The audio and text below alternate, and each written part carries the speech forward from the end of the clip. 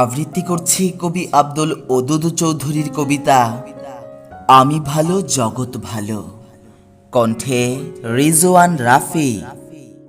আমি ভালো জগৎ ভালো, বিশ্বাস করি মনে প্রাণে।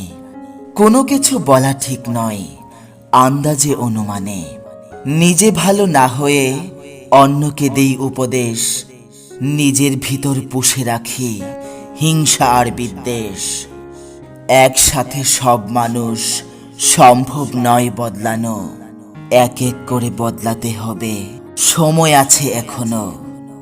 নিজে ভালো না সেজে অন্যের কথা ভাবি, মন্দের সাগরে ভুবন এভাবে যায় ডুবি। চামড়ার মুখে সস্তা উপদেশ সবাই দিতে পারি, নিজের ভালো হতে বললে কজন চেষ্টা করি।